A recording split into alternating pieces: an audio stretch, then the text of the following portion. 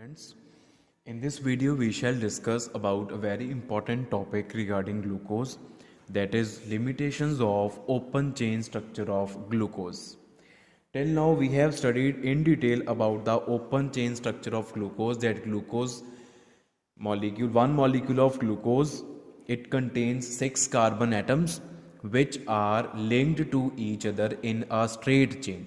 How this was confirmed that the 6 carbon atoms are bonded to each other in a straight chain? It was confirmed by its reduction reaction. When we reduce the glucose using red phosphorus iodine as reducing agent, we get N-hexane, straight chain hexane. The production of N-hexane confirms that the 6 carbon atoms in glucose are bonded to each other in a straight chain, linear chain. तो ਇਹ ਜਿਹੜੀ open chain structure glucose ਦੀ ਆਪਾਂ ਡਰਾ ਕਰਦੇ ਆਏ ਹਾਂ ਹੁਣ ਤੱਕ, ਲਾਸਟ ਲੈਕਚਰਸ ਦੇ ਵਿੱਚ ਵੀ ਆਪਾਂ ਡਰਾ ਕੀਤੀ ਸੀ. This is the open chain structure of glucose, ਜਿਹੜੀ ਆਪਾਂ ਆ ਡਰਾ ਕੀਤੀ ਹੈ. At each crossing point we have 1 carbon, 1 2 3 4 5 6, तो आ 6 ਕਾਰਬਨ ਐਟਮਸ ਸਿੰਗਲ ਚੇਨ 'ਚ ਲੱਗਿਆ. ਇਹਦੀਆਂ ਸਾਡੇ ਕੋਲ ਕੁਝ ਲਿਮਿਟੇਸ਼ਨਸ ਆ. तो उन्होंने लिमिटेशनस ਦੇ ਵਿੱਚੋਂ फस्ट लिमिटेशन की आ कि ग्लूकोज ਜਿਹੜਾ ਆ ਉਹਦੇ ਵਿੱਚ ਇੱਕ ਐਲਡੀਹਾਈਡਿਕ ਗਰੁੱਪ ਲੱਗਿਆ ਹੋਇਆ ਆ ਰਿਹਾ, ਐਲਡੀਹਾਈਡਿਕ ਗਰੁੱਪ ਆਫ ਗਲੂਕੋਜ਼. तो अगर ਇਹਦੇ ਵਿੱਚ ਐਲਡੀਹਾਈਡਿਕ ਗਰੁੱਪ ਲੱਗਿਆ ਤਾਂ it should show all the reactions of aldehydes. Most of the reactions of aldehydes are shown by glucose molecules, but there are some reactions ਜਿਹੜੀਆਂ ਕਿ ਗਲੂਕੋਜ਼ ਸ਼ੋ ਨਹੀਂ ਕਰ ਪਾਉਂਦਾ, ਹਾਲਾਂਕਿ ਉਹਨੂੰ ਕਰਨੀਆਂ ਚਾਹੀਦੀਆਂ ਕਿਉਂਕਿ ਉਹ 'ਚ ਐਲਡੀਹਾਈਡਿਕ ਗਰੁੱਪ ਲੱਗਿਆ. ਔਰ ਉਹ ਰਿਐਕਸ਼ਨਸ ਕਿਹੜੀਆਂ, ਜਿੱਦਾਂ ਜਿਹੜੇ ਐਲਡੀਹਾਈਡਸ ਹੁੰਦੇ ਆ, aldehydes can very easily react with sodium bisulphide, NaHSO3. Sodium bisulphide ਦੇ ਨਾਲ ਐਲਡੀਹਾਈਡਸ ਦੀ ਨਿਊਕਲੀਓਫਿਲਿਕ ਐਡੀਸ਼ਨ ਰਿਐਕਸ਼ਨ ਬਹੁਤ ਈਜ਼ੀਲੀ ਹੋ ਜਾਂਦੀ ਹੈ. ਜਿਹੜੇ ਐਲਡੀਹਾਈਡਸ ਹੁੰਦੇ ਆ they are capable of reacting with Schiff's reagent, amines ਨਾਲ ਬਹੁਤ ਜਲਦੀ ਰਿਐਕਟ ਕਰ ਜਾਂਦੇ ਆ ਟੂ ਗਿਵ ਸ਼ਿਫ ਬੇਸ. ਜਿਹੜੇ ਐਲਡੀਹਾਈਡਸ ਹੁੰਦੇ ਆ they are capable of giving 2,4 di nitrophenol DNP test, 2,4 DNP test. तो एल्डिहाइड्स ये सारियां रिएक्शंस शो करते हैं, लेकिन glucose fails to show these reactions. ਇਹਦਾ मतलब ओपन चेन स्ट्रक्चर 'ਚ कोई ना कोई कमी हैगी आ. ਇਸੇ ਕਰਕੇ ओपन चेन स्ट्रक्चर इस चीज़ ਨੂੰ एक्सप्लेन नहीं कर पाती कि ਇਹਨਾਂ ਦੇ ਨਾਲ ਜਿਹੜਾ ग्लूकोज आ ਉਹ रिएक्ट क्यों नहीं करता. This is a question mark. Next ਜਿਹੜੀ लिमिटेशन आ वो ये आ कि glucose is known to exist in 2 forms. I am not talking about D and L. I am talking about only D glucose. ਆਪਾਂ ਸਿਰਫ D glucose ਦੀ ਹੀ ਗੱਲ ਕਰਦੇ ਹਾਂ, D glucose ਦੀ ਹੀ study ਕਰਦੇ ਹਾਂ, L glucose ਦੀ ਸਟੱਡੀ ਨਹੀਂ ਕਰਦੇ ਅਸੀਂ. तो ਜਿਹੜਾ D glucose ਆ it is known to exist in 2 forms, that is alpha D glucose and beta D glucose.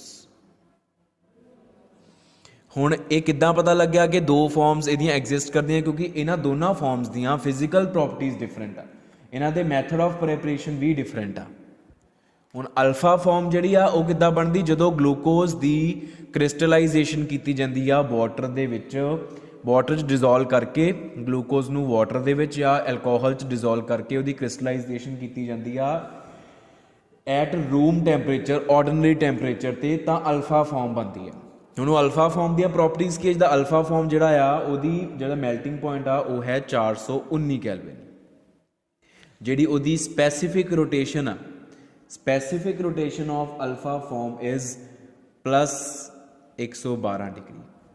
ਇਹ ਅਲਫਾ ਫਾਰਮ ਦੀਆਂ ਕਰੈਕਟਰਿਸਟਿਕ ਫੀਚਰਸ ਆ. ਤੇ ਬੀਟਾ ਫਾਰਮ ਕਿੱਦਾਂ ਬਣਦੀ ਹੈ, ਜਦੋਂ ਆਪਾਂ ਹਾਇਰ ਟੈਂਪਰੇਚਰ 'ਤੇ ਗਲੂਕੋਜ਼ ਦੀ ਕ੍ਰਿਸਟਲਾਈਜੇਸ਼ਨ ਕਰਦੇ ਹਾਂ, ਵਾਟਰ 'ਚ ਡਿਜ਼ੋਲਵ ਕਰਕੇ ਗਲੂਕੋਜ਼ ਨੂੰ, ਫਿਰ ਉਹਦੀ ਕ੍ਰਿਸਟਲਾਈਜੇਸ਼ਨ ਕਰਦੇ ਹਾਂ at higher temperature above 370 Kelvin, ਤਾਂ ਬੀਟਾ ਗਲੂਕੋਜ਼ ਬਣਦੀ. ਔਰ ਬੀਟਾ ਗਲੂਕੋਜ਼ ਦੀਆਂ ਪ੍ਰੋਪਰਟੀਜ਼ ਕੀ ਆ, ਬੀਟਾ ਗਲੂਕੋਜ਼ ਦਾ ਮੈਲਟਿੰਗ ਪੁਆਇੰਟ ਹੈ 423 ਕੈਲਵਿਨ, ਐਂਡ ਜਿਹੜੀ ਇਹਦੀ ਸਪੈਸੀਫਿਕ ਰੋਟੇਸ਼ਨ ਆ, the specific rotation is +19 degree only. देखो कितना फ़र्क है अल्फा एंड बीटा की स्पैसिफिक रोटेशन. हालांकि melting point is almost same, लेकिन there is huge difference in specific rotation values. तो आ प्रॉपर्टीज़ डिफरेंट आ. इस करके असीं कहने alpha D glucose is different from beta D glucose, so there exist two forms of D glucose. तो ये बारे ओपन चेन स्ट्रक्चर जी गल नहीं कर पाई। जी ओपन चेन स्ट्रक्चर आ, ओपन चेन स्ट्रक्चर की जी स्पैसीफिक रोटेशन की वैल्यू आ वो है 52.7 डिग्री। हुण देखो तुसीं, ਇਹਦਾ मतलब alpha D glucose beta D glucose दोनों ही ओपन चेन स्ट्रक्चर के नाल मैच नहीं करनगे। नॉर्मल जिहड़ा ओपन चेन ग्लूकोज हुंदा वा उहदी स्पैसीफिक रोटेशन तो अल्फा बीटा दोनों दी डिफरेंट आ। ਇਹਦਾ मतलब alpha form beta form are very different from normal open chain glucose because the specific rotation values are very different. ठीक है, उस तो बाद लिमिटेशन की आ कि अगर आप स्पैक्ट्रोस्कोपी गल करिए, स्पैक्ट्रोस्कोपी की है, it is a technique which is used to find structures of compounds, structures of substances. किसी भी सबसटांस के किसी भी कंपाउंड के अगर तुसी स्ट्रक्चर देखनी होवे तो जिहड़ी टेक्नीक असी यूज़ करते हैं उन्होंने असी स्पैक्ट्रोस्कोपी बोलते हैं। ठीक है, ये तुसी ऑलरेडी डिस्कस कर भी चुके हो फाइनल ईयर वाले जिहड़े आ। तो अगर आप यूवी स्पैक्ट्रोस्कोपी की गल करिए, ਜਦੋਂ ਆਪਾਂ ओपन चेन स्ट्रक्चर या सिंपल ग्लूकोज का जो आप यूवी स्पैक्ट्रम रिकॉर्ड किया तो वो एल्डिहाइडिक ग्रुप की गल ही नहीं हुई। मतलब स्पैक्ट्रोस्कोपी स्पैक्ट्रम जो आप फाइंड आउट किया वह डिवेलप किया नॉर्मल ग्लूकोज का, वो एल्डिहाइडिक ग्रुप शो ही नहीं होया। स्पैक्ट्रम ने एल्डिहाइडिक ग्रुप की प्रेजेंस नू डिटैक्ट ही नहीं किया।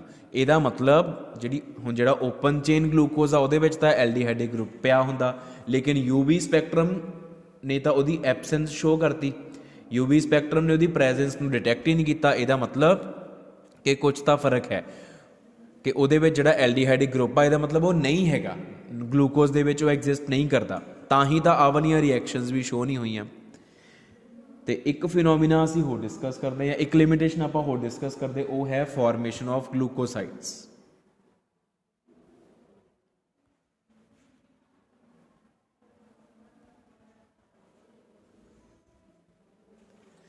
जदों आप ग्लूकोज नू मीथेनॉल दे नाल रिएक्ट कराया, when we react glucose with methanol there takes place formation of glucoside. और जिहड़ा open chain structure of glucose आ it fails to explain the formation of glucosides. तो ओपन चेन की लिमिटेशन हो गई है।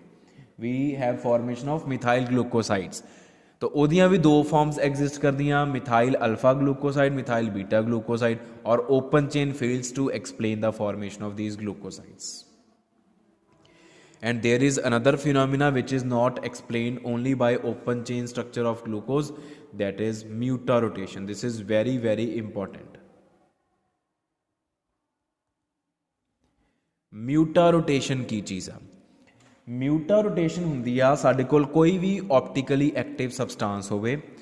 Optically active substances are those substances which can rotate plane polarized light either in clockwise or in anti clockwise direction. ਜਿਹੜੇ clockwise rotate करते हैं plane polarise light ਨੂੰ ਉਹ ਹੁੰਦੇ ਡੈਕਸਟਰੋ ਰੋਟੇਟਰੀ, ਉਹਨਾਂ ਦੀ ਸਪੈਸੀਫਿਕ रोटेशन ਆ ਅਲਫਾ ਦੀ ਵੈਲਿਊ ਪੋਜ਼ਿਟਿਵ ਹੁੰਦੀ ਆ, ਤੇ ਜਿਹੜੇ ਲੀਵੋ ਰੋਟੇਟਰੀ ਹੁੰਦੇ ਆ ਉਹ प्लेन पोलराइज बीम ਨੂੰ counter clockwise anti clockwise rotate करते हैं और ਉਹਨਾਂ ਦੀ ਅਲਫਾ ਦੀ ਵੈਲਿਊ ਨੈਗੇਟਿਵ 'ਚ ਹੁੰਦੀ ਆ। म्यूटा रोटेशन की आ, म्यूटा रोटेशन है कि मान लो कोई भी सबसटांस आ ABC, ਉਹਨੂੰ ਆਪਾਂ किसी सॉल्वेंट दे विच यूजुअली वाटर दे विच मान लो आप डिजोल्व करके उसका सोल्यूशन बना लिया और उसकी स्पैसीफिक रोटेशन की वैल्यू फाइंड आउट की। ठीक है, मान लो उसकी स्पैसीफिक रोटेशन की वैल्यू आ गई XYZ कुछ भी आ गई। आफ्टर सम टाइम जदों आप दोबारा उसकी स्पैसीफिक रोटेशन की वैल्यू नू फाइंड आउट किया तो वह वैल्यू XYZ नहीं रही बल्कि चेंज हो गई। तो जदों दोबारा उन्होंने आप फिर तो वैल्यू नू फाइंड आउट करने की कोशिश की या किया, उदों वो वैल्यू उही रही जी चेंज होकर आई सी। जदों जस्ट सोल्यूशन बनया सी उदों मान लो सी XYZ, आफ्टर 10 मिनट्स वैल्यू होगी LMN, फिर 15 मिनट्स 20 मिनट्स अद्धे घंटे बाद जो मर्जी तुसी फाइंड आउट कर लो वो LMN ही रहेगी। मतलब वो हुण एक बार चेंज होने तो बाद वो वैल्यू हुण स्टेबल हो चुकी है, हुण वो चेंज नहीं होंदी। This phenomena is muta rotation.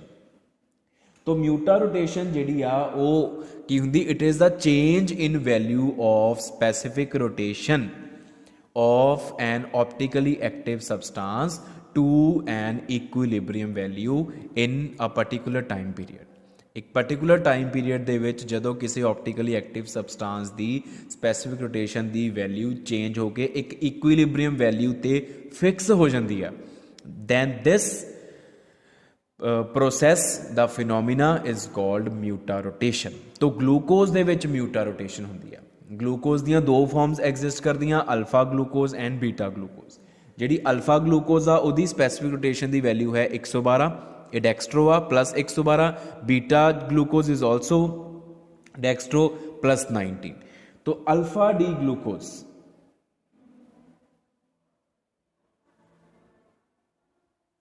With specific rotation value plus 112 degree. ठीक है, जदों आपां इनू वाटर दे विच डिजोल्व करता एक्वस मीडियम च डिजोल्व करता तां इहदी जिहड़ी अल्फा दी वैल्यू आ it becomes plus 52.7 degree after some time. Fine. तो इदां ही जिहड़ा बीटा डी ग्लूकोज आ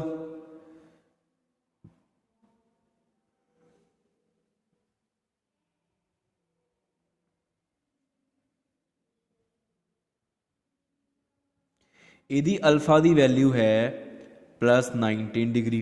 ਜਦੋਂ ਆਪਾਂ ਇਹਨੂੰ ਵਾਟਰ ਦੇ ਵਿੱਚ ਡਿਜ਼ੋਲਵ ਕੀਤਾ ਸਟਾਰਟਿੰਗ ਤੇ ਇਹਦੀ ਅਲਫਾ ਦੀ ਵੈਲਿਊ ਆਈ प्लस 19 लेकिन कुछ टाइम बाद जो दोबारा चैक की तो वह हो गई 52.7 डिग्री।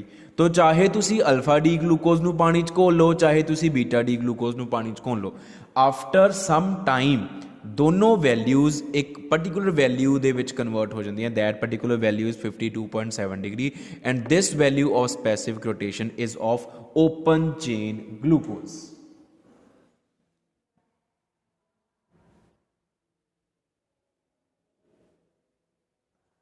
और ये ओपन चेन ग्लूकोज की वैल्यू आ।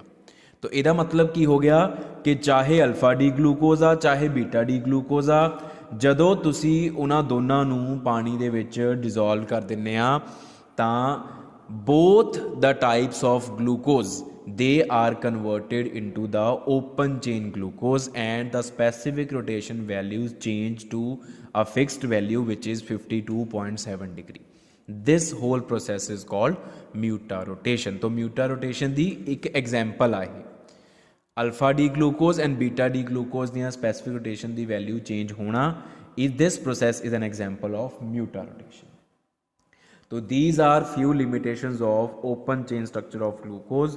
ये वो reactions आ ये वो processes आ जिहड़े कि सिर्फ open chain structure of glucose fails to explain जी कि कली ओपन चेन स्ट्रक्चर ग्लूकोज की एक्सप्लेन नहीं कर सकती।